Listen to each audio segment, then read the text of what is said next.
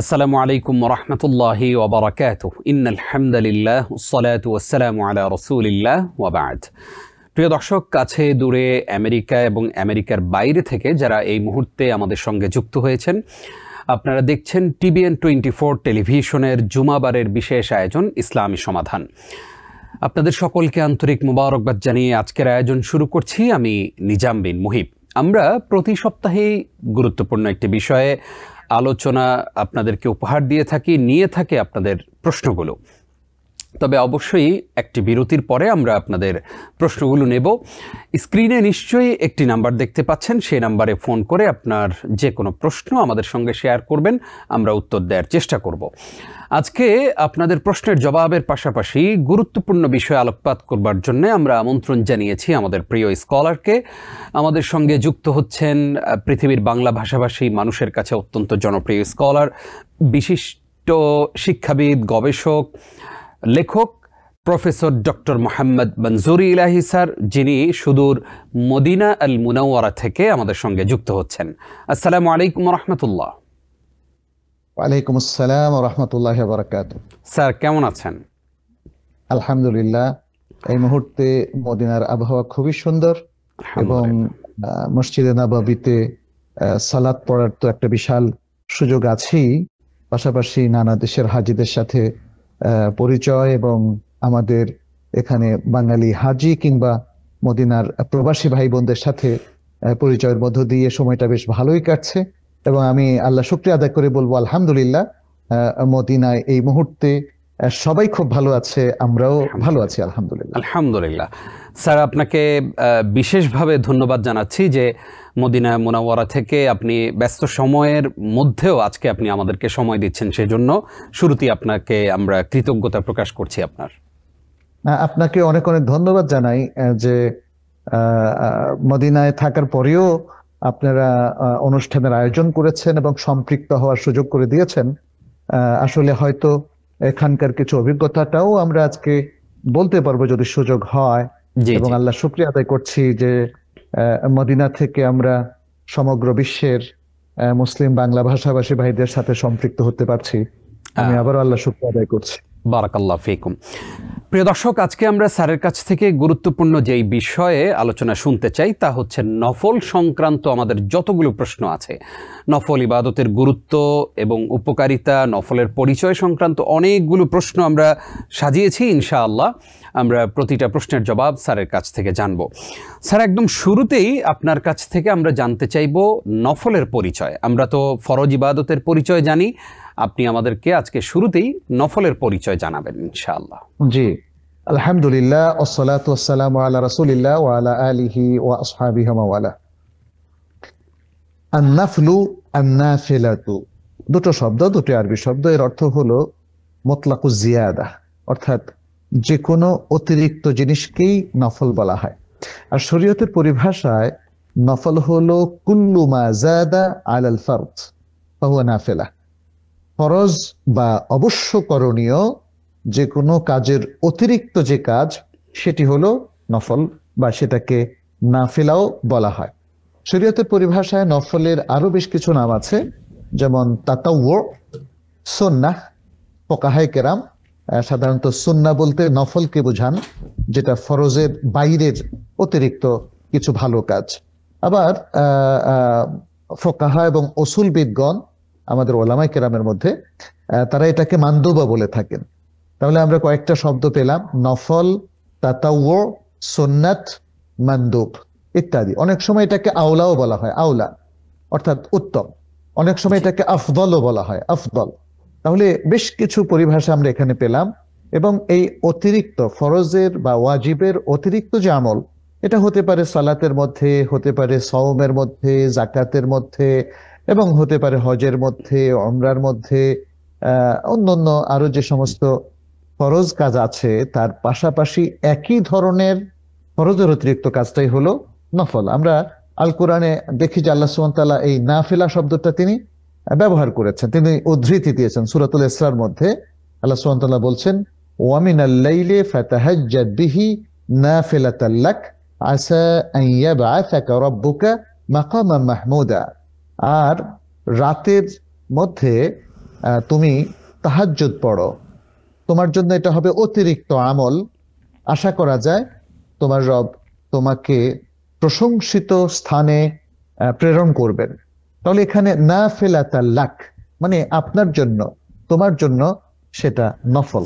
তাহলে আমরা এই নফল শব্দের ব্যবহার আল কোরআনেও দেখতে পাচ্ছি, পাশাপাশি তো এটা হাদিসে বহুল ব্যবহৃত একটা শব্দ। তো আমরা তাহলে ফরজের পাশাপাশি অতিরিক্ত যে ইবাদতের কর্মসূচি আছে কিংবা জনকল্যাণমূলক যে ভালো ভালো কাজগুলো আছে, এগুলো যদি আল্লাহর নিয়ম মোতাবেক এবং রাসূল সাল্লাল্লাহু আলাইহি ওয়াসাল্লামের সুন্নাহ মোতাবেক আমল করা হয় এবং আল্লাহ সন্তুষ্টির ইচ্ছা পোষণ করা হয়, তাহলে এই সকল কাজ নফল কাজ এবং অতিরিক্ত ভালো কাজ হিসাবে আল্লাহর কাছে গণ্য হবে না ইনশাআল্লাহ। সংক্ষেপে এটাই হচ্ছে নফলের পরিচয়। আমরা একদম ক্লিয়ার পরিচয় পেয়েছি, আলহামদুলিল্লাহ। এবার জানতে চাইবো যে নফলের গুরুত্ব কতটুকু? সুবহানাল্লাহ, খুবই মানে খুব গুরুত্বপূর্ণ একটা ইস্যু আপনি এখানে রেজ করেছেন। অতিরিক্ত বললেই বোঝা যায় যেটা তেমন প্রয়োজন নেই, এবং অতিরিক্ত জিনিস তো আসলে আমাদের খুব বেশি কাজে আসে কিনা এরকম একটা ভাবও বোঝা যায়। নফলের অর্থ থেকে হয়তো অনেকের কাছে সেটা মনে হতে পারে, কিন্তু ইসলামে নফলের গুরুত্ব অপরিসীম। ফরজ হলো সেই সকল আমল বান্দার পক্ষে যেটা তরক করা সমীচীন নয় এবং জায়েজও নেই, এবং ফরজের মধ্যে কোনো ত্রুটি করা, ঘাটতি করা, বিলম্ব করা কিংবা এটাকে ছেড়ে দেওয়া, এগুলোর কোনো অপশন নাই। কিন্তু নফলের মধ্যে সে অপশন আছে, এবং অপশন আছে এই কারণেই নফল কাজের মধ্য দিয়ে বান্দা কিন্তু সে আল্লাহর কাছে বিশাল মর্যাদার অধিকারী হতে পারে। ফরজ দিয়ে সে তার মৌলিক দায়িত্ব পালন করলো, যদিও ফরজের দায়িত্ব পালনের মধ্যেও বিশেষ গুরুত্ব রয়েছে, কারণ এই দায়িত্ব পালন না করলে তো বান্দাই থাকে না, তাই না? সে আল্লাহর নৈকট্য পায় না, সে আল্লাহর কাছে শাস্তির মুখোমুখি হয়। ফলে ফরজ দিয়ে সে আল্লাহর শাস্তি থেকে নিজেকে উদ্ধার করে আল্লাহর একজন ভালো বান্দা হিসাবে স্বীকৃত হয়। কিন্তু আল্লাহর কাছে তাকওয়ার উচ্চ মাকামে বা মর্যাদার উচ্চ মাকামে স্থানে পৌঁছার জন্য তার নফলের প্রয়োজন হয়, এবং আমরা এই যে বিষয়গুলো নফলের মাধ্যমে তার যে বিশাল মর্যাদা আল্লাহর কাছে, সেটি কিন্তু আমরা কোরআন এবং হাদিসের নুসুস বা ভাষ্য থেকে জানতে পারি। আমি আপনার কাছে কিছু উল্লেখ করতে চাই, এখানে হয়তো একটু সময় লাগবে, যদি সময় পাওয়া যায় তাহলে আমি এগুলো উল্লেখ করব। প্রথম হচ্ছে নফল ইবাদত এবং নফল কাজ, এটা আল্লাহর মাহাব্বা পাওয়ার সর্বপ্রথম এবং সবচেয়ে গুরুত্বপূর্ণ উপকরণ। আবু হুরায়রা রাদিয়াল্লাহু তাআলা আনহু থেকে একটা হাদিস বর্ণিত হয়েছে, নবী সাল্লাল্লাহু আলাইহি সাল্লাম সেখানে বলেছেন, ইন্নাল্লাহা ক্বালা মান আদা লি ওয়ালিয়ান ফাকাদ আযানতুহু বিল হারব, যে আমার কোন, আল্লাহ তাআলা বলেছেন, এটা হাদিসে কুদসির ভাষ্য, যে আমার কোন বন্ধুকে, ওয়ালিকে কষ্ট দেয় তাহলে আমি তার বিরুদ্ধে যুদ্ধের ঘোষণা দিলাম। ওয়ামা তাকাররাবা ইলাইয়া আবদি বিশাইইন আহাব্বু ইলাইয়া মিম্মা ইফতারাতু আলাইহি, বলছে বান্দা আমার কাছে যে কোনো কাজ করেই নিকটবর্তী হয়, সেটি আমার কাছে যে কাজটা আমি ফরজ করছি তার চেয়ে উত্তম। মানে এখানে দেখেন আল্লাহ সুবহানাহু ওয়া তাআলা ফরজের চাইতে নফলকে উত্তম বলে ঘোষণা করলেন। সুবহানাল্লাহ, সুবহানাল্লাহ। এরপরে বলছেন, ওয়ামা ইয়াজালু আবদি ইয়াতাকাররাবু ইলাইয়া বিন নওয়াফিল হাত্তা উহিব্বাহু, আর আমার বান্দা নফল ইবাদত দিয়ে আমার নৈকট্য অর্জন করতে থাকে এমনকি আমি তাকে ভালোবেসে ফেলি। ফাইদা আহবাবতুহু কুনতু সামআহু আল্লাযী ইয়াসমাউ বিহি, যখন আমি তাকে ভালোবেসে ফেলি তখন আমি তার কান হয়ে যাই, যে কান দিয়ে সে শোনে। ওয়া বাসারাহু আল্লাযী ইউবসিরু বিহি, এবং আমি তার চোখ হয়ে যাই, যে চোখ দিয়ে সে দেখে। ওয়া ইয়াদাহু আল্লাযী ইয়াবতুশু বিহা, এবং তার হাত হয়ে যায়, যে হাত দিয়ে সে ধরে। ওয়া রিজলাহু আল্লাযী ইয়ামশি বিহা, এবং তার পা হয়ে যায়, যে পা দিয়ে হাঁটে। ওয়া ইন সাআলানি লাউতিয়ান্নাহু, যদি সে আমার কাছে কিছু চায়, দোয়া করে, আমি অবশ্যই তাকে সেটা দেব। ওয়ালা ইন ইস্তাআযা বি লাউইদান্নাহু, আর যদি সে আমার কাছে আশ্রয় চায় তাহলে অবশ্যই আমি তাকে আশ্রয় দিব। দেখেন এই হাদিসের মধ্যে সুবহানাল্লাহ, নফলের মাধ্যমে একটা বিশাল বড় মাকাম একজন ব্যক্তি অর্জন করতে পারে, এবং আল্লাহর কাছে সে বিশাল বড় ধরনের ভালোবাসা অর্জন করতে পারে, আল্লাহর নৈকট্য অর্জন করতে পারে, দোয়া কবুল হতে পারে। আচ্ছা, এর পাশাপাশি আমরা আরো দেখি যে নফলের মাধ্যমে বান্দার আরো বেশ কিছু ফজিলত অর্জিত হয়। এর মধ্যে একটা হচ্ছে, এটা হলো তার জন্য একটা প্রাচীর। যে কোনো বিপদ আপদ, দুর্বলতা, এসব কিছু থেকে এটা নফল তার জন্য একটা প্রাচীর হয়ে দাঁড়ায়। যে ব্যক্তি নফলের এই ইবাদত গুলো সে ঠিক মতো আদায় করে, তাহলে সে কিন্তু ফরজটা আরো ভালো করে আদায় করে। অর্থাৎ এখানে ওলামায়ে কেরাম বলছেন যে নফলের প্রতি গুরুত্ব দেয়, তাহলে ফরজের প্রতি গুরুত্ব তো আরো বেশি। তাহলে যে নফল ঠিক মতো পড়ে, ফরজটা ঠিক রেখে তো নফল পড়ে, ফলে নফল তার একটা প্রাচীর হয়ে দাঁড়ায় তার ফরজ কাজের জন্য। তৃতীয় হচ্ছে, আহ কোনো কোনো ব্যক্তি দেখা যাচ্ছে যে কখনো কখনো মানবিক দুর্বলতার কারণে সে হয়তো ফরজ আদায় গাফলতি করে ফেলেছে। তাহলে এই নফলটা তখন তার ফরজের সেই ঘাটতিটা পূরণ করে। সুবহানাল্লাহ, এখানে একাধিক হাদিস রয়েছে, আমি একটা হাদিস এখানে উল্লেখ করছি। নবী সাল্লাল্লাহু আলাইহি সাল্লাম বলেন, ইন্না আউয়াল মা ইউহাসাবু বিহিল আবদু ইয়াউমাল কিয়ামাতি মিন আমালিহি সালাতু, যে বান্দার যে সকল কাজে প্রথম হিসাব নেওয়া হবে কিয়ামতের, তার মধ্যে প্রথম হলো তার আমলের মধ্য থেকে তার সালাত। ফাইন সালুহাত ফাকাদ আফলাহা ওয়া আনজাহ, যদি সে তার সালাতগুলো ঠিক থাকে তাহলে সে সফল কাম হলো এবং সে সফল বলে গণ্য হবে। ওয়া ইন ফাসাদাত, যদি তার সালাতের মধ্যে গন্ডগোল দেখা দেয়, কোনো বিপর্যয় ঘটে, ফাকাদ খাবা ওয়া খাসিরা, তাহলে সে বিফল মনোরথ হবে এবং সে নোকসানের মধ্যে পড়ে যাবে। ফাইন ইনতাকাসা মিন ফারিদাতি শাইউন, যদি তার ফরজের মধ্যে কোনো ত্রুটি পাওয়া যায়, আল্লাহ রাব্বু আযজা ওয়া জাল, তখন আল্লাহ সুবহানাহু ওয়া তাআলা বলবেন, উনদুরু হাল লিআবদি মিন তাতাওউইন, দেখো আমার বান্দার কোনো নফল ইবাদত আছে কিনা, ফায়ুকাম্মালু বিহা মা ইনতাকাসা মিনাল ফারিদা, তাহলে ফরজের যে জিনিসগুলো ঘাটতি হয়েছে তখন সেই নফল দিয়ে সেটাকে পূর্ণ করা হবে। তুম্মা সুবহানাল্লাহ। ইয়াকুনু সাইরু আমালিহি আলা যালিক, এভাবেই তার সকল ফরজ ইবাদতের ক্ষেত্রে যখনই ঘাটতি পাওয়া যায়, সমপরিমাণ নফল অন্য সেই ইবাদতের ক্ষেত্রে খোঁজা হবে। সালাতের ক্ষেত্রে, সাওমের ক্ষেত্রে, কিংবা অন্যান্য ফরজ ইবাদতের ক্ষেত্রে তখন নফল দিয়ে সে ঘাটতিটা পূরণ করা হবে। সুবহানাল্লাহ, এটা আবু দাউদ, তিরমিজি সহ অনেক হাদিস গ্রন্থে এসেছে। শাইখ আলবানী হাদিসটাকে সহিহ বলেছেন। এই ব্যাপারে ইমাম আহমদ ইবনে হাম্বলও আরেকটা হাদিস নিয়ে এসেছেন, কিছুটা পৃথক ভাষ্যে, বাট একই বক্তব্য, যে আল্লাহ সুবহানাহু ওয়া তাআলা বলবেন, দেখো আমার বান্দার কোনো নফল ইবাদত আছে কিনা, যদি থাকে তাহলে ফরজের ঘাটতি সে নফল দিয়ে পূরণ করে দাও। এভাবেই আমরা দেখতে পাচ্ছি নফলটা আমাদের নানা রকম মর্যাদার কারণ হবে এবং আমাদের ফরজের ঘাটতি তৈরি করে দিবে, আমাদেরকে আল্লাহ বিশাল নৈকট্যে পৌঁছিয়ে দেবে, আল্লাহ প্রিয় বান্দাতে পরিণত করবে এই নফল। এছাড়াও নফলের আরো অনেকগুলো ফজিলত রয়েছে, যদি সময় থাকে আমি বলবো ইনশাআল্লাহ। ইনশাআল্লাহ স্যার, আমরা শুনবো আরো একটু। আমরা এবার আপনার কাছ থেকে জানতে চাইবো যে প্রতিটা ইবাদতের মধ্যেই তো নফল আছে। শুরুতেই আপনার কাছে জানতে চাইবো সালাতের মধ্যে আসলে নফল কোনগুলো? আচ্ছা, সালাতের মধ্যে নফলের বিশাল একটা স্কোপ আছে। আমরা দেখি যে 5 ওয়াক্ত সালাত হলো ফরজ, তাই না? এটা আমরা আমাদের মুসলমান মাত্রই জানি, যেহেতু এটা ইসলামের জরুরি জ্ঞান। ফজরের 2 রাকাত, জোহরের 4 রাকাত, আসরের 4 রাকাত এবং মাগরিবের 3 রাকাত, এশার 4 রাকাত। এটা হলো মুকিম অবস্থায়। সফর অবস্থায় তো 4 রাকাত হলো নামাজ, 2 রাকাত হবে। তাহলে এগুলো হলো ফরজ। এর বাইরে আর যত সালাত আছে সেগুলো সবই হচ্ছে নফল। এই নফলটা 2 প্রকার। একটা হলো যেটাকে নফলে মুকাইয়াদ আমরা বলি, স্পেশাল নফল। স্পেশাল নফল যেহেতু ফরজের অতিরিক্ত, এই জন্য এটা নফল, বাট এটা স্পেশাল। যেমন এটার মধ্যে আমরা 2 প্রকার পাই। একটা হচ্ছে রাতেব, যেটা নবী সাল্লাল্লাহু আলাইহি সাল্লাম মুকিম অবস্থায় সব সময় পড়তেন। এটা হলো ফরজের আগে 2 রাকাত, জোহরের আগে 2 রাকাত বা 4 রাকাত, জোহরের পরে 2 রাকাত এবং মাগরিবের পরে 2 রাকাত, এশার পরে 2 রাকাত। এগুলোকে আমাদের বাংলা ভাষাভাষী ভাইদের মধ্যে সাধারণত সুন্নতে মুআক্কাদা বলে উল্লেখ করা হয়। যদিও এই পরিভাষাটা আমাদের ফোকাহায়ে কেরামের দেওয়া। ফোকাহায়ে কেরাম এটাকে আবার রাতেবও বলেছেন। রাতেব মানে যেটা নিয়মিত পড়া হয়। নবী সাল্লাল্লাহু আলাইহি ওয়াসাল্লাম সাধারণত এই নফল সালাতগুলো ছাড়তেন না মুকিম অবস্থায়।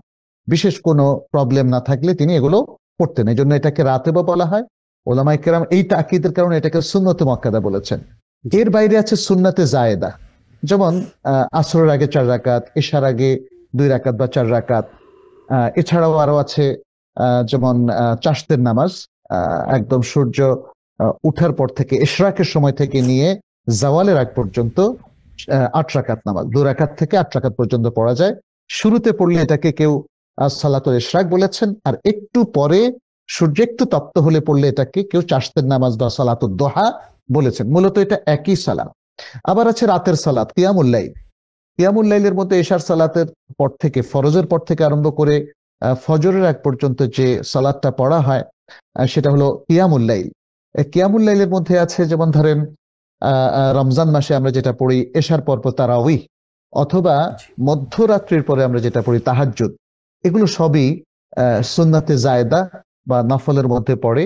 যদিও ওলামায়ে কেরামের মধ্যে স্লাইটলি একটু ইখতিলাফ আছে, অনেকেই তারাবির নামাজকে সুন্নাতে মুআক্কাদা বলতে চান, কিন্তু আসলে এটা রাতেব নয় যেহেতু, অতএব এটা নওয়াফিলের মধ্যেই পড়বে এবং সুন্নার মধ্যেও পড়বে। কিন্তু এটাকে মুআক্কাদা বলা যাবে কিনা এটা নিয়ে ওলামায়ে কেরামের মধ্যে ইখতিলাফ আছে। আমরা সে বিতর্কে না যাই, এতটুকু তো প্রমাণিত যে নবী সাল্লাল্লাহু আলাইহি সাল্লাম তারাবি পড়েছেন, সাহাবায়ে কেরাম পড়েছেন, অতএব আমরা পড়বো। তাহাজ্জুদ নবী সাল্লাল্লাহু আলাইহি সাল্লামের জন্য স্পেশালি একটা জরুরি অপরিহার্য সালাত ছিল, বাট উম্মার জন্য এটা নফল সালাত হিসাবেই গণ্য। এটা হলো সালাতের ক্ষেত্রে। জি জি, আপনি মনে হয় সালাতের ক্ষেত্রে আমাকে জিজ্ঞেস করেছেন, অতএব অন্য বিষয়ে আমরা পরে বলবো ইনশাআল্লাহ। স্যার, সালাতের বিষয়ে যেহেতু তাহাজ্জুদের বিষয়টি উঠে এসেছে, আপনার কাছে স্পেসিফিক জানতে চাই যে তাহাজ্জুদের গুরুত্বটা আসলে কতটুকু, এবং আমাদের অনেক মা বোন তারা চান তাহাজ্জুদ পড়তে, সেক্ষেত্রে কয়টা থেকে কয়টা পর্যন্ত তাহাজ্জুদের সালাত আদায় করবেন? ধন্যবাদ। তাহাজ্জুদের গুরুত্ব বিশাল। তাহাজ্জুদ রাতের সালাতের মধ্যে শ্রেষ্ঠ সালাত। তাহাজ্জুদের মাধ্যমে বান্দার সাথে আল্লাহর একটা গভীর সম্পর্ক স্থাপিত হয়, আসসিলাহ আল আমিকা, ডিপ কানেকশন উইথ আল্লাহ, এটা তাহাজ্জুদের মাধ্যমে তৈরি হয়। কারণ সহিহ বুখারীর riwayate এসেছে আল্লাহ সুবহানাহু ওয়া তাআলা প্রতি রাতের শেষ প্রহরে নিকটবর্তী আসমানে নেমে আসেন এবং বান্দাদেরকে আহ্বান করতে থাকেন তার ইবাদতের প্রতি, তার কাছে চাওয়ার প্রতি, তার কাছে দোয়া করার প্রতি। তিনি বলেন যে বান্দারা তোমরা কারা আছো যারা আমার কাছে দোয়া করলে আমি কবুল করব, কিছু চাইলে আমি সেটা দেব, রিজিক চাইলে রিজিক বাড়িয়ে দেব, ইস্তিগফার করলে আমি ক্ষমা করে দেব। এভাবে আমরা দেখতে পাচ্ছি আল্লাহ সুবহানাহু ওয়া তাআলা বান্দাদেরকে আহ্বান করতে থাকেন, তার জন্য একটা বিশাল সুযোগ দিয়ে দেন। ফলে রাতের সালাতে আল্লাহর সাথে একটা নিগুড় সম্পর্ক যেমন গড়ে ওঠে, তেমনি দোয়া কবুলের জন্য এটা খুবই উপযুক্ত একটা সময়।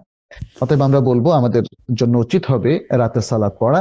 রাতের সালাত এশার পর থেকে শুরু করা যায়, কিন্তু তাহাজ্জুদ এইটা সাধারণত নবী সাল্লাল্লাহু আলাইহি ওয়াসাল্লামের যে সুন্নাহ, সেটা হলো তিনি ঘুমের পরে, তিনি ঘুম থেকে উঠে শেষ রাত পর্যন্ত, ফজরের আগ পর্যন্ত তিনি তাহাজ্জুদ সালাত পড়েছেন।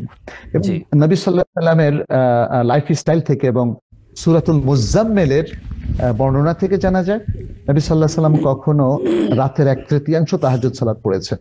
রাতকে যদি 3 ভাগে ভাগ করি তাহলে শেষ প্রহরে তিনি এই কাজটা করেছেন, শেষ 3 ঘন্টায়। কখনো কখনো তিনি অর্ধরাত্রিতে এই কাজটা করেছেন, কখনো কখনো তিনি 2/3 এই কাজটা করেছেন।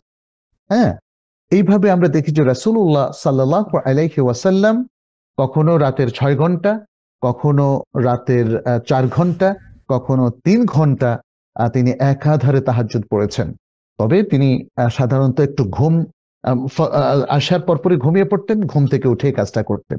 এখন আমাদের জন্য, আমরা যারা আজকে ব্যস্ত জীবনে থাকি, আমাদের জন্য উত্তম হচ্ছে, একইভাবে সবচেয়ে উত্তম হচ্ছে এশার পরে একটু ঘুমিয়ে পড়া, ঘুম থেকে উঠে রাতের তাহাজ্জুদ পড়া। সাধারণত মধ্যরাত্রির পরেই তাহাজ্জুদ শুরু হয়ে যায়। রাতকে যদি 2 ভাগে ভাগ করি, যেমন যদি 10 ঘন্টা হয় তাহলে প্রথম 5 ঘন্টা যাওয়ার পরেই তাহাজ্জুদ আমরা পড়তে পারি, অথবা ঘুম থেকে উঠে 5 ঘন্টার আগেও আমরা তাহাজ্জুদ শুরু করতে পারি। এখন যারা ধরেন রাতে ঘুমালে আর উঠতে পারেন না, তারা কি ইচ্ছে করলে এই রাতের নামাজটা ঘুমের আগে পড়তে পারেন?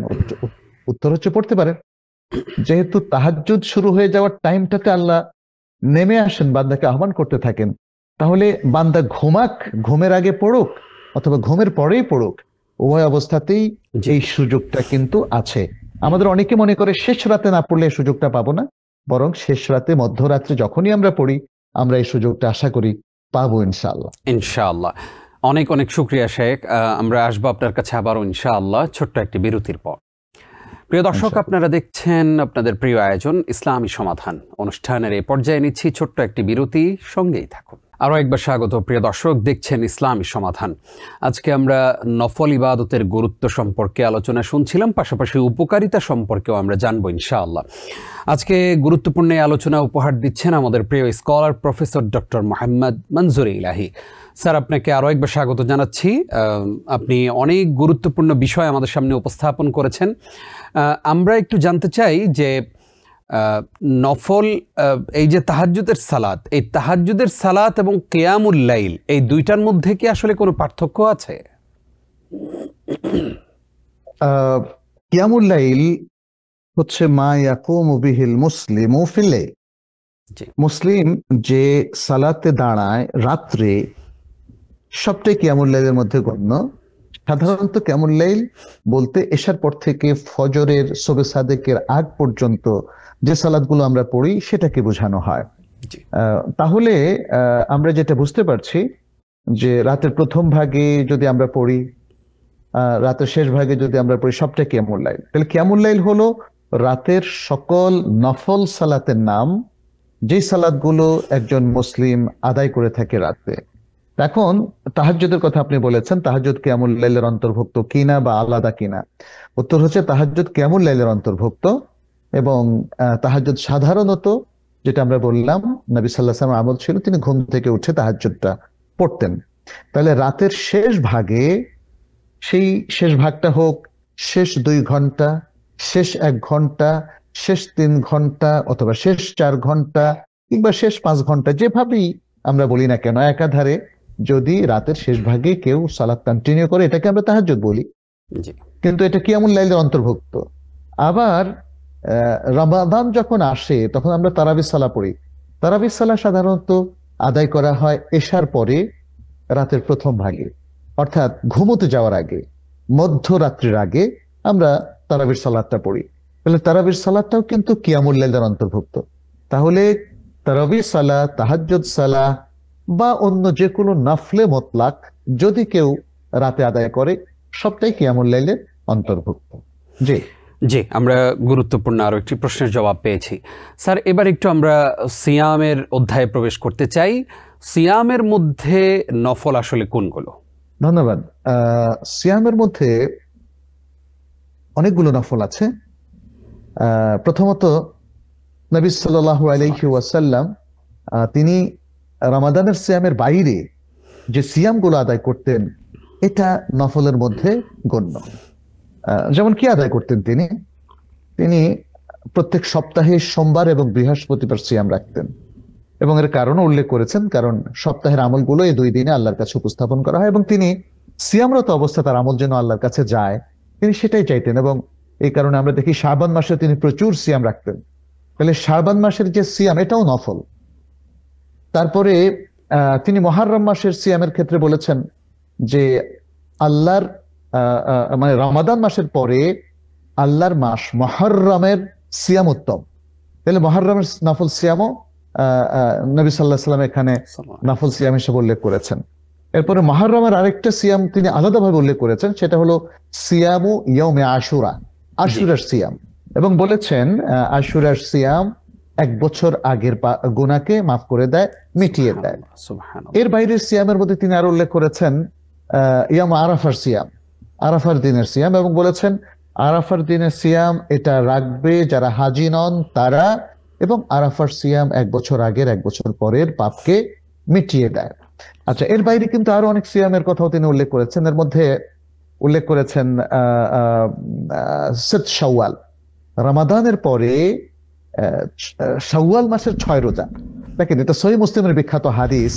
নবী সাল্লাল্লাহু আলাইহি ওয়াসাল্লাম বলেছেন, যে ব্যক্তি রমাদানের সিয়াম কমপ্লিট করে এবং তারপরে শাওয়াল মাসের 6টা রোজা সে রাখে, কানা কাসিয়ামিদ দাহার, তাহলে তার এই 6 রোজা আর রমাদান মাসের 30 রোজা মিলে সারা বছরের রোজার সমতুল্য হয়ে যায়। মানে সুবহানাল্লাহ, কি বিশাল ফজিলত! এই 6টা এসে রমাদানের সিয়াম মিলে এটা সারা বছর সিয়ামে পরিণত হয়। সুবহানাল্লাহ। দেখেন নফলের মর্যাদাটা কতটুকু। এরপরে আমরা দেখি যে নফল সিয়ামের আরো সুযোগ আছে। সেটি হচ্ছে আম, আহ, জিলহজ মাসের প্রথম 10 দিনের সিয়াম, তবে ঈদের দিনের সিয়াম বাদ দিয়ে। ঈদের দিনের সিয়াম বাদ দিয়ে প্রথম 8 দিনের সিয়াম, এটা হাজি নন হাজি সবার জন্য প্রযোজ্য। যদি তারা লাগাতার রাখতে পারে আলহামদুলিল্লাহ, তা না হলে একদিন রাখবে একদিন ভাঙবে, তাতেও কোনো সমস্যা নাই। আর সিয়াম ইয়াউম আরাফা এটা হাজিরা রাখবে না, এটা নন হাজিরা রাখবে, তাদের জন্য বিশেষ ফজিলত, এটা তো আমরা বললাম। এর বাইরেও সিয়ামের আরেকটা পদ্ধতি আছে নফল সিয়ামের, যেটি দাউদ আলাইহিস সালামের সিয়াম। তিনি একদিন রাখতেন একদিন ভাঙতেন, একদিন রাখতেন একদিন ভাঙতেন। তার মানে হচ্ছে এই সর্বোচ্চ লেভেলের সিয়াম এবং একাধারে সিয়াম না রাখাটাকে ইসলাম পছন্দ করেছে। একদিন রাখা একদিন ভাঙা, যেটা দাউদ আলাইহিস সালামের সিয়াম বা তার সুন্নাহ, যেটা ইসলাম রেকমেন্ড করেছে। আরেকটা সিয়ামের কথাও আমরা হাদিসে পাই, সেটা হচ্ছে প্রত্যেক মাসের 3 দিন সিয়াম। এটা হতে পারে প্রথম দিকের 3 দিন, অথবা মাঝখানের 3 দিন, অথবা শেষের 3 দিন। মাঝখানের 3 দিনকে বলা হয় আইয়ামুল বীদ, 13, 14, 15। তাহলে এগুলো হচ্ছে আসলে মোটামুটি নফল সিয়ামের মধ্যে শ্রেষ্ঠতম সিয়াম, যেগুলো আমরা রাখতে পারি, এবং এগুলোর বেনিফিট অনেক বেশি। অনেক অনেক শুক্রিয়া স্যার, আমরা গুরুত্বপূর্ণ আরো একটি বিষয় জানতে পেরেছি। এই মুহূর্তে আমাদের সঙ্গে একজন দর্শক আছেন, আমরা তাকে যুক্ত করছি। আসসালামু আলাইকুম। ওয়ালাইকুম আসসালাম। আসসালামু আলাইকুম হুজুর, কেমন ওয়ালাইকুম আছেন? আসসালাম। জি আলহামদুলিল্লাহ, আশা করি আপনারাও ভালো আছেন। জি হুজুর, আমার একটা প্রশ্ন। জি প্রশ্ন হলো, আমার ফাদার মাদার মারা গেছেন, জি আমরা ওনাদেরকে কবর দিয়েছি। আপনারা জানেন যে ওই সবাই একসাথে কবর দিই, যেটাকে বলে গুরুস্থান বলে বাংলাদেশে। জি জি তো গুরুস্থানে কবর দিছি। তো এখন আমাদের অনেকে চাচ্ছি আমরা যে আমাদের আব্বা আম্মার গুরুস্থানটাকে একটু বাঁধাই সুন্দর করে। জি তো এখন এটা ইসলাম কি বলে আসলে এটা জানা দরকার। জি জি আর কোনো প্রশ্ন আছে আপনার? জি, থ্যাংক ইউ। জি মোস্ট ওয়েলকাম। জি আপনি থাকুন আমাদের সঙ্গে। স্যার আপনিও নিশ্চয়ই প্রশ্নটি শুনেছেন, কবর বাধাই সম্পর্কে তিনি জানতে চেয়েছেন। বাবা মায়ের প্রতি আমাদের তো ভালোবাসার কোনো কমতি নেই, সেটা জীবিত হোক মৃত হোক। তো এই মৃত বাবা মায়ের কবরটা আমরা বাঁধাতে পারবো কিনা? ইসলামে কবর বাঁধানোর কোনো নিয়ম নেই। নবী সাল্লাল্লাহু আলাইহি সাল্লাম সাহাবাদের অনেককেই পাঠিয়েছেন, বলেছেন যে এরকম বাঁধানো কবরগুলো যেন সমান করে দেয়া হয়। কবরের প্রোটেকশনের জন্য যা প্রয়োজন সেটা ইসলামে জায়েজ আছে। একটা গাছ লাগিয়ে রাখা, বা কবরস্থানকে চারদিক থেকে, অর্থাৎ বড় কবরস্থানটাকে প্রোটেক্ট করে রাখা, সেখানে পাহারাদার নিযুক্ত করা ইত্যাদি। কিন্তু কবরকে শানদার করা, তার উপর সৌধ তৈরি করা, তার উপর দেয়াল দিয়ে তাকে গম্বুজের মতো করে রাখা, এগুলো কমপ্লিটলি ইসলামে প্রহিবিটেড এবং নিষিদ্ধ। এর কোনো অপশন নেই।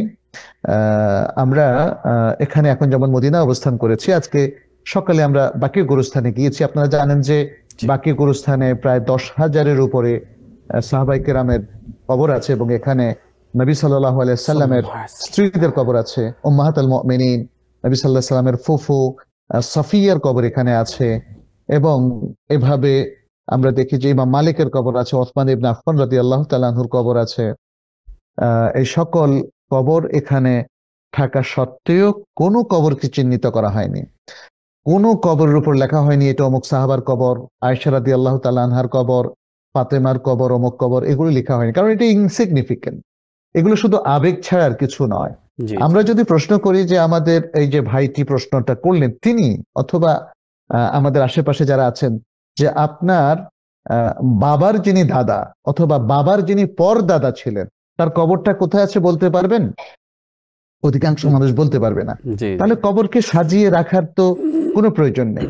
একজন ব্যক্তি কবরস্থ হওয়ার পর তিনি জান্নাতে যাওয়াটা প্রয়োজন বেশি। কবর বাঁধিয়ে এটাকে মাজারে পরিণত করা বা মাজারের মতো করা, এটা আসলে বৈধ নয়, এবং এই জন্য আমরা এটাকে বলবো যে আপনারা এটা করবেন না, এর অনুমতি নেই। বরং কবরকে সাধারণ করে রাখুন, এটাই হচ্ছে ইসলামের বিধান। স্যার আমরা তো সালাত এবং সিয়ামের নফলের ব্যাপারে জেনেছি আপনার কাছ থেকে। এবার একটু ভিন্ন প্রসঙ্গে জানতে চাই। আপনি যেহেতু মদিনা আল মুনাওয়ারাতে আছেন, তো সেখানকার মানুষ আসলে নফল ইবাদত কিভাবে করে, সালাতগুলো কিভাবে করে, পাশাপাশি হলো যে উমরার মধ্যে কি কি নফল আছে, সেই বিষয়গুলো যদি একটু আমাদের সঙ্গে শেয়ার করতেন। ধন্যবাদ। আলহামদুলিল্লাহ। আমি এখন মদিনায় অবস্থান করছি। এটা তো ইবাদতের জায়গা, জি ফলে মানুষ যদিও এখানে মুসাফির হিসাবে আসে, বাট সে তো ইবাদতের চর্চা করার জন্য আসে। এখানে নানা রকম ইবাদতের স্কোপ তো আছেই। হারামে, আহ, আপনার মসজিদে নববীতে চাশতের নামাজ পড়া, সালাতুদ দোহা পড়া কিংবা তাহাজ্জুদ পড়ার বিশাল সুযোগ আছে। এছাড়াও আমরা এখানে দেখলাম আহ, লক্ষ জনতা এখানে সোমবার এবং বৃহস্পতিবার সিয়াম রাখেন। সুবহানাল্লাহ। রমাদান মাসে আমরা যেটা দেখি যে হারামাইনে ইফতারের একটা চমৎকার একটা সুযোগ এখানে আমরা দেখতে পাচ্ছি। এবং পাশাপাশি আমরা এখানে দেখি যে সোমবার বৃহস্পতিবারও সুন্দর ইফতারের একটা ব্যবস্থাপনা আছে। নফল সিয়াম যারা রাখছেন তারা হারামাইনের মধ্যে ইফতার করেন। আর এর বাইরেও আমরা দেখি যে যেহেতু মানুষকে খাওয়ানো, যেটাকে এত আমত আম বলা হয়, জি কোরআন যেমন বলছে ওয়ুত এমন আম আলা হুব্বিহি, তারা মানুষকে আল্লাহর ভালোবাসায় খাওয়ায়। এখানে একটা জিনিস দেখলাম যে প্রচুর হাজী সাহেবরা, অনেক সময় বিত্তবানরাই তো এখানে আসেন, তারা জি খেজুর কিনে বা ভালো ভালো জিনিস কিনে বা খাবার কিনে অন্য সকল হাজীদেরকে তারা এটা বন্টন করেন মানে এটা কারণ তাদের সওয়াব আছে। কোরআন এভাবে খাওয়ানোর প্রতি উদ্বুদ্ধ করেছে, কারণ এতে মানুষের মধ্যে সম্প্রীতি বাড়ে, ভালোবাসা তৈরি হয়। মুসলিমকে যদি দাওয়াত দেয়, খাওয়ায়, হাদিয়া দেয়, এটা আমরা মদিনার মধ্যে প্রচুর দেখতে পাচ্ছি এখনো। মক্কার মধ্যে আমি দেখেছিলাম। আর ওমরা যদি আপনি প্রথম ওমরাটা করেন, অনেকের মতে আপনার ওয়াজিব আদায় হয়ে যাচ্ছে। অবশ্য কোনো কোনো ফুকাহা এটাও বলেছেন যে ওমরাটা এটা ফরজও নয়, ওয়াজিবও নয়, এটা শুরু থেকে সুন্নাহ। তবে বিশুদ্ধ মত হচ্ছে জীবনে প্রথম ওমরাটা ওয়াজিব, যেমন প্রথম হজটা ফরজ সেরকম। এরপরে আপনি সেকেন্ড ওমরা, সেকেন্ড হজ যাই করবেন সেটা আপনার জন্য নফল হিসাবে গণ্য হবে। তো মানুষ যেহেতু ওমরার খরচটা একটু কম, বছরে একবার বা 2 বছরে 3 বছরে একবার মক্কা আসার চেষ্টা করে ওমরা করার জন্য, এবং সেই নফল কাজটাও আমরা দেখতে পাচ্ছি মানুষ খুব আগ্রহ ভরে করে, কারণ এই কাজের মধ্য দিয়ে সে আল্লাহর কাছে ধর্ণা দেয়, রব্বুল কাবার কাছে সে আসে এবং কাবা তওয়াফের মধ্য দিয়ে সে আল্লাহর সান্নিধ্যে যায়। ফলে এই হারামাইনের মধ্যে নফল ইবাদতের এবং ফরজ ইবাদতের একটা চমৎকার আবহ এবং পরিবেশ আমরা দেখতে পাচ্ছি, এবং এর মধ্য দিয়ে মানুষ পরিশুদ্ধ হয়, সে আল্লাহমুখী হয়, আল্লাহর সাথে তার কানেকশন বিল্ড আপ হয়, এবং সে একটা নতুন জীবন, একটা সমৃদ্ধ আলোকিত জীবন নিয়ে সে হারামাইন থেকে তার নিজের লোকালয়ে দেশে ফিরে যেতে পারে। জাযাকাল্লাহ খাইর স্যার। আমরা আপনার কথার মাধ্যমে ফিরে যাচ্ছিলাম বারবার মদিনার সেই প্রান্তরে। এই মুহূর্তে আমাদের সঙ্গে একজন দর্শক আছেন, আমরা ওনাকে যুক্ত করছি। আসসালামু আলাইকুম। ওয়ালাইকুম আসসালাম রাহমাতুল্লাহ বারাকাতুহু। জি প্রশ্ন করব? জি জি বলুন বলুন। আচ্ছা, আসসালামু আলাইকুম। আমাদের প্রবলেম হলো, আমার একটা বোনের হাজবেন্ড, ওরও করোনা হয়েছিল, সে নিজেও ডাক্তার। সিভিয়ার করোনা হওয়ার পরে খুবই অসুস্থ ছিল। আমার বোনটা হসপিটালে ডাইলে বলছে না, হসপিটাল দিলেও আর ফিরে আসবে না। যাই হোক, অনেক মানে এমার্জেন্সি নিয়ে যে প্রত্যেক দিনে করতে আসতো, যত কিছু করার করতো, ভালো হয়েছিল। এখন এরপর থেকে তার এমন ডিস্টার্ব হয়েছে, আমার বোনটার জীবন উপর দিয়ে উঠে দিছে। সে আমার বোনটার আপনার থাইরয়েড ক্যান্সার, ব্রেস্ট ক্যান্সার, দুইটা নেই, তার সার্জারি, দুইটা নিতেই মেশিন বসানো। সে অসুস্থ, তার হাতের পায়ের নখগুলো পর্যন্ত বাঁকা হয়ে যেতে। এখন অশ্লীল অশ্রাব্য কথায় ওকে আজে বাজে কথা বলে, ও আমাকে ডিভোর্স দিবে, ও বোনের জামাইয়ের সাথে বিয়ে বসবে। বোনের জামাই ৭৬ বছর বয়স। ভাইদের কাছে, বোনদের কাছে নানান ধরনের টেলিফোন এখন ধরে না কেউ। এখন শুধু টেক্সট মেসেজ করে করে আজে বাজে বহুত কিছু আজে বাজে কথা লেখে। আমার বোনটা এখন শুধু কান্দে আর বলে, কি করে এত সহ্য। ভাই বোন কারোর সাথে আমার বোনটা এখন যোগাযোগ রাখে না, বলে কি যেন ও আমার আজে বাজে অনেক কিছু বলে ভাই বোনদের সঙ্গে কথা বললে। এখন এই সহনীয় কতক্ষণ সহ্য করা যায়? একটা মাত্র মেয়ে, মেয়েটা খুব ট্যালেন্ট, মেয়েটা NY থেকে আপনি রেডিওলজিতে ডিপ্লোমা করে এখন ওখানেই জয়েন করছে, তো এক্সিলেন্ট রেজাল্ট করার পর মেয়েটাকে এখন বাসা থেকে বের করে দেয়। জি জি জি। বাসা থেকে কে বের করে দিয়েছে? সীমানা ছাড়া এখন কি করণীয় হুজুর, আপনারা একটু বলেন। আমার বোনটা তো জানে বসতেছে না এখন। জি জি জি, আমরা বুঝতে পেরেছি আপনার প্রশ্নটা। আপনি থাকুন আমাদের সঙ্গে, ইনশাআল্লাহ আমরা খুব সুন্দর একটি জবাব পাবো অবশ্যই। স্যার, আপনিও শুনেছেন নিশ্চয়ই ওনাদের আসলে পারিবারিক একটি সমস্যা শেয়ার করেছেন আমাদের সঙ্গে। ওনার বোনের হাজব্যান্ড খুবই বাজে আচরণ করছে ওনার বোনের সাথে, অশ্রাব্য গালাগাল করছে, ভাই বোনের সাথে যোগাযোগ করতে দিচ্ছে না, বাসা থেকে বের হতে দেয় না, আরও অনেকগুলো সমস্যার কথা তিনি শেয়ার করেছেন। এই মুহূর্তে ওনার বোনটা মানে রীতিমতো পাগল প্রায় হয়ে যাচ্ছেন এই অত্যাচারে, মানসিক অত্যাচার যেটাকে বলে। এখন আসলে ওনাদের করণীয় কি করতে পারেন বোনের জন্য, বা বোনেরই কি করণীয়? বোনের যে হাজব্যান্ড, আসলে প্রবলেম তো তার মধ্যে।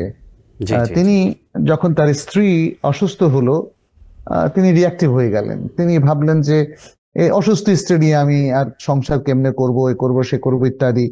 এই যে প্রবলেম গুলো দেখা যাচ্ছে, এই প্রবলেমের কারণে তাদের মধ্যে আসলে এরকম একটা সম্পর্ক তৈরি হলো। কিন্তু এটা ঠিক না, এটা মোটেই আমাদের জন্য উচিত নয় যে একজন আমার পরিবারের সদস্য অসুস্থ হলে আমি তার প্রতি বিরাগ ভাজন হয়ে যাব। স্ত্রী যদি অসুস্থ হয়, স্বামী আসলে তার প্রতি বিরাগ ভাজন হওয়া উচিত নয়। আবার স্বামী অসুস্থ হলে স্ত্রীরও তার প্রতি বিরাগ ভাজন হওয়া উচিত নয়। এটা আল্লাহর পক্ষ থেকে একটা পরীক্ষা। আমাদের উচিত হচ্ছে শুশ্রূষা করা, রোগীকে ভালোবাসা দেওয়া। রোগী এমনিই তো মন মরা, তাহলে তার পাশে দাঁড়ানো, তাকে শুশ্রূষা দেওয়া, হ্যাঁ, এটা খুব জরুরি। এটা একটা সবরের ব্যাপার, এবং আল্লাহর কাছে উচ্চ মাকাম এই স্বামী পাবেন যদি তিনি স্ত্রীকে এভাবে শুশ্রূষা দেন। কিন্তু উল্টা যদি তিনি স্ত্রীকে কষ্ট দেন, তাহলে একজন রোগীর প্রতি অবিচার হলো, জুলুম হলো, অন্যায় হলো, এবং তাকে তালাকের ভয় দেখানো, তার ভাই বেড়াদারদের কথা বলে তাকে অশ্রাব্য গালি গালাজ করা, এটা আসলে একটা অন্যায়ের মধ্যে পড়ে। আমরা আশা করব যে এই ভাই যেন সে অন্যায়টা না করেন, এবং এক্ষেত্রে আমরা পরামর্শ দিব এই ভাইকে যেন তাকে কাউন্সিলিং করা হয় এবং কোন স্কলারের সাথে বসিয়ে দেওয়া হয়। আত্মীয় স্বজনের মধ্য থেকেও তার সাথে বসা যেতে পারে। আবার ইসলামিক স্কলারদের সাথে বা কোন ইসলামিক সেন্টারের ইমাম কিংবা ডিরেক্টর অথবা ইসলামী ব্যক্তিত্ব স্কলারের সাথে তাকে বসিয়ে তাকে বোঝানো যেতে পারে। আমি এর বাইরে তো আর কোনো কিছু দেখতে পাচ্ছি না। মানে এটাই হচ্ছে আমাদের করণীয়। জি জি জি, আল্লাহ আমাদের বোনের পরিবারের শান্তি দান করুন, আমিন। স্যার, এই মুহূর্তে আমরা নফল সাদাকা সম্পর্কে আপনার কাছ থেকে জানবো। নফল সাদাকা আর মধ্যে তো রয়েছে ফরজের বাইরে যে নফলটা। জি জি, হ্যাঁ, ইনফাক ফি সাবিলিল্লাহর উপর আল্লাহ সুবহানাহু ওয়া তাআলা আল কোরআনে প্রচুর আয়াত তিনি নাজিল করেছেন এবং প্রচুর উদ্ধৃতি তিনি দিয়েছেন, বান্দাকে ইনস্ট্রাকশন দিয়েছেন যেন সে আল্লাহর রাস্তায় ব্যয় করে। তখন যেটা ফরজ, যেটা যাকাত আল মাফরুদা যেটাকে আমরা বলি, আল্লাযীনা হুম লিযাকাতি ফাইলুন, আল কোরআন যেমন বলছে ও আকিমুজ যাকাহ, এই যে ফরজ যাকাতের কথা বলছে, খুয মিন আমওয়ালিহিম সাদাকাতান তুতাহহিরুহুম ওয়া তুযাক্কিহিম বিহা, এই যে ফরজ যাকাতের কথা আল্লাহ সুবহানাহু ওয়া তাআলা বললেন, এর বাইরে আর যত ভালো কাজে আমরা ব্যয় করছি, রোগীর শুশ্রূষা করছি, মেডিকেল খরচ দিচ্ছি, ভাই বোনদেরকে সাহায্য সহযোগিতা করছি, এসবই হচ্ছে নফল সাদাকা। জিহাদ ফি সাবিলিল্লাহর জন্য যে ব্যয়টা করছি, আমরা গরিবদের যে স্কলারশিপটা দিচ্ছি ইত্যাদি, সকল ক্ষেত্রে আমাদের যে ব্যয়টা সেটা হোক আল্লাহর রাস্তায়, মাদ্রাসার জন্য, মসজিদের জন্য, কিংবা বৃক্ষরোপণের জন্য, কিংবা আমরা একটা কালভার্ট তৈরি করে দিচ্ছি, একটা টিউবওয়েল দিচ্ছি, পানির ব্যবস্থা করছি, এই যে ভালো ভালো কাজগুলো করছি, যত খরচ আমরা করছি এটা নফল সাদাকার মধ্যে গণ্য। আল্লাহ সুবহানাহু ওয়া তাআলা আল কোরআনের সূরা আল বাকারার মধ্যে বলছেন, মান যাল্লাযী ইউকরিদুল্লাহ কারদান হাসানা ফায়ুদাঈফাহু লাহু আদআফান কাসীরা ওয়াল্লাহু ইয়াকবিদু ওয়া ইয়াবসুতু ওয়া ইলাইহি তুরজাউন, যে কে সেই ব্যক্তি যে আল্লাহকে একটা কর্জে হাসানা দিবে। কর্জে হাসানা আসলে চ্যারিটি, সকল ধরনের সাদাকা নাফিলা, এটাকে কর্জে হাসানা বলা হয়। তাহলে আল্লাহ তাআলা তাকে এটা বহুগুণে বৃদ্ধি করে দিবেন। আর আল্লাহ চাইলে মানুষকে সংকীর্ণ করে দিতে পারেন তার রিজিক, অথবা এটাকে বাড়িয়ে দিতে পারেন। আল্লাহর কাছে আমরা ফিরে যেতে হবে। আল্লাহ আমাদেরকে বুঝার তৌফিক দান করুক, আমিন। আমরা স্যার নফলের অনেকগুলো বিষয় নিয়ে আলোচনা শুনেছি, এবার একটু নফলের উপকারিতা সম্পর্কে জানতে চাই, যে আসলে নফল সাদাকা করলে কি উপকার, নফল সিয়াম রাখলে কি উপকার, নফল সালাত আদায় করলে কি উপকার, সেই উপকারিতা যদি আমাদের সঙ্গে একটু শেয়ার করতেন। আচ্ছা, আমরা নফলের কিছু বেনিফিট এবং ফজিলতের কথা কিন্তু শুরুতেও আমরা বলেছিলাম, জি, এবং নফলের মাধ্যমে আমরা বলেছি যে আল্লাহর নৈকট্য অর্জন করা যায় 1 নম্বর, দ্বিতীয় হচ্ছে নফল দ্বারা ফরজের যে ঘাটতি আছে সেটা পূরণ হয়। তৃতীয় আমরা বলেছি নফল ফরজের জন্য একটা রক্ষা কবচ, একটা সুন্দর প্রাচীর হয়ে ফরজটাকে আরো সুসংহত করে, আর নফলটাও আল্লাহর নৈকট্য বাড়ায়। তৃতীয়ত হচ্ছে বা চতুর্থত হচ্ছে নফল হচ্ছে দলিল উবুদিয়া, আল্লাহর যে সত্যিকারের বান্দা, এটা নফল দ্বারা বোঝা যায়। ফরজ তো তার কর্তব্য, তার বাইরে সে যদি নফল ইবাদত করে তাহলে এটা হবে একটা এভিডেন্স তার জন্য যে সে আল্লাহর যে বান্দা সেই পরিচিতি বহন করছে, স্বেচ্ছায় সে আল্লাহর কিছু ভালো কাজ করছে যেটা আল্লাহ ফরজ করেননি। আচ্ছা, এরপরে নফলের আরেকটা বড় ফজিলত হচ্ছে যে নফল আল্লাহর সাথে কন্টিনিউয়াস কানেকশন তৈরি করে দেয়। যেমন সহিহ বুখারীর মধ্যে একটা হাদিস এসেছে, আল্লাহ সুবহানাহু ওয়া তাআলা বলছেন, এটা একটা হাদিসে কুদসি, ইন্নাল্লাহ তাআলা ইয়াকুল মান যাকারানি ফি নাফসিহি যাকারতুহু ফি নাফসি ওয়া মান যাকারানি ফি মালাইন যাকারতুহু ফি মালাইন খায়রিন মিনহু ওয়া মান তাকাররাবা ইলাইয়া শিবরান তাকাররাবতু ইলাইহি যিরাআন ওয়া মান তাকাররাবা মিন্নি যিরাআন তাকাররাবতু মিনহু বা'আন ওয়া মান আতানি মাশিয়ান আতাইতুহু হারওয়ালাতান। এটা একটা বিশুদ্ধ হাদিস, সহিহ বুখারীর হাদিস। এর অর্থ হচ্ছে যে আমাকে তার মনে মনে স্মরণ করে আমিও তাকে মনে মনে স্মরণ করি, যে আমাকে মানুষের সামনে উল্লেখ করে আমি আরো উত্তম বান্দাদের সামনে তাকে উল্লেখ করি, আর যে এক বিঘত আমার দিকে নৈকট্যে এগিয়ে আসে আমি তার দিকে এক হাত এগিয়ে যাই, আর যে আমার কাছে এক হাত এগিয়ে আসে আমি তার কাছে আরো বড় পরিমাণ আগাই, আর যে আমার কাছে হেঁটে আসে আমি তার কাছে দৌড়ে যাই। নফলের মাধ্যমে আল্লাহর নৈকট্য অর্জনের পাশাপাশি জাহান্নাম থেকেও মুক্তি লাভ করা যায়। এক্ষেত্রে অনেকগুলো দলিল আছে, আমি একটা শুধু দলিল উল্লেখ করি যেটি ইমাম আহমদ, তিরমিজি, আবু দাউদ, নাসাই, ইবনে মাজাহ উল্লেখ করেছেন এবং এটা একটা শুদ্ধ হাদিস, সহিহ সানাদ। নবী সাল্লাল্লাহু আলাইহি ওয়াসাল্লাম বলছেন, মান হাফাযা আলা আরবা রাকাতিন ক্বাবলা আয-যুহরি ওয়া আরবা রাকাতিন বা'দাহা হারামাল্লাহু আলান নার। যে ব্যক্তি জোহরের আগে 4 রাকাত নামাজ পড়বে এবং জোহরের পরেও 4 রাকাত পড়বে, আল্লাহ সুবহানাহু ওয়া তাআলা তাকে জাহান্নামের উপর হারাম করে দিবেন, জাহান্নামে যাওয়াটা তার জন্য হারাম করে দিবেন, অর্থাৎ জাহান্নামের আগুন তার জন্য হারাম করে দিবেন। এভাবে আমরা আরো অনেকগুলো হাদিস পাই যেখানে নফল ইবাদতের মধ্য দিয়ে জাহান্নাম থেকে মুক্তির কথা বলা হয়েছে। সর্বশেষ আরেকটা বলি যে নফল ইবাদত জান্নাতের সাথে তাকে সম্পৃক্ত করে দেয়, জান্নাতে যাওয়ার পথটাকে সুগম করে দেয়। এ প্রসঙ্গে একটা হাদিস নবী সাল্লাল্লাহু আলাইহি সাল্লাম থেকে সহিহাইনে বুখারী মুসলিমে বর্ণিত হয়েছে। আবু হুরায়রা রাদিয়াল্লাহু তাআলা আনহু এটা নবী সাল্লাল্লাহু আলাইহি সাল্লাম থেকে উল্লেখ করেছেন। তিনি বিলালকে বলছিলেন, ইয়া বিলাল হাদ্দিথনি বিআরজা আমালিন আমিলতাহু ফিল ইসলাম। হে বিলাল, তুমি আমলের যে আমলটা ইসলামের মধ্যে করেছো সবচেয়ে খুব ভালো আমলটা আমাকে জানাও তো, কি আমল তুমি করেছো? ফাইন্নী সামাইতু দাফানা আলাইকা বাইনা ইয়াদাই ফিল জান্নাহ। আমি তোমার দুই পায়ের দুই খড়মের আওয়াজটা জান্নাতে শুনেছি। তখন বেলাল বললেন, মা আমিলতু আমালান আরজা ইনদি মিন আন্নি লাম আতাতাহহার তাহুরান ফি সাআতি মিন লাইলিন আও নাহারিন ইল্লা সাল্লাইতু বিযালিকা তাহুর মা কুতিবা লি আন উসাল্লি। বলছে আমি তেমন কোনো আমল করিনি, তবে যে আমলটা আমি করেছি সেটি হচ্ছে আমি যখনই কোনো তাহারাত অর্জন করতাম, ওযু করতাম, রাতে কিংবা দিনের যে কোনো সময়, তখনই আমি ওই ওযুর দিয়ে শুরুতেই 2 রাকাত নামাজ পড়তাম, অথবা যতটুকু নামাজ আল্লাহ সুবহানাহু ওয়া তাআলা আমাকে মানে রাখার তৌফিক দিয়ে, সালাত পড়ার তৌফিক দিয়েছেন, ততটুকু সালাত আদায় করতাম। এটাই ছিল আমার আমল। তো এই হাদিস দ্বারা প্রমাণিত হলো, দেখেন এই যে একটা নফল ইবাদত, প্রত্যেকবার ওযু করে তিনি সালাত পড়েছেন, এই কারণে তিনি জান্নাতে গিয়েছেন এবং তার জান্নাতের আওয়াজ রাসূল সাল্লাল্লাহু আলাইহি ওয়াসাল্লাম শুনে এসেছেন মেরাজে, সেই হাদিসের মধ্যে এটা এসেছে। অনেক অনেক ধন্যবাদ স্যার, আপনি আজকে কষ্ট করে আমাদেরকে সময় দিয়েছেন। আপনি মদিনায় রয়েছেন, আপনি আমাদের জন্য দোয়া করবেন। আল্লাহ রাব্বুল আলামিন আপনার এই সফরকে কবুল করুন, আপনি আবার সহি সালামতে আমাদের মাঝে ফিরে আসেন, আমরা সেটাই প্রত্যাশা করছি। আজকে আমাদেরকে সময় দেওয়ার জন্য আপনাকে ধন্যবাদ জানাচ্ছি। আপনাকেও অনেক অনেক শুকরিয়া এবং আমাদের দর্শকবৃন্দকে শুকরিয়া জানাচ্ছি। বারাকাল্লাহু ফিকুম। আমিন ওয়া ইয়াকুম। প্রিয় দর্শক, এতক্ষণ যারা আমাদের সঙ্গে ছিলেন আপনাদেরকেও ধন্যবাদ জানিয়ে শেষ করছি আজকের আয়োজন। আগামী পর্ব দেখবেন সেই প্রত্যাশায় বিদায় নিচ্ছি। নিজাম বিন মুহিব, আসসালামু আলাইকুম ওয়া রাহমাতুল্লাহি ওয়া বারাকাতুহু। টিবিএন 24 টেলিভিশন দেখতে আজই কল করুন 7187776556। লগ ইন করুন www.totalcablebd.com। নিউ ইয়র্ক থেকে সম্প্রচারিত TVN 24 টেলিভিশন বিশ্বজুড়ে বাঙালির কণ্ঠস্বর।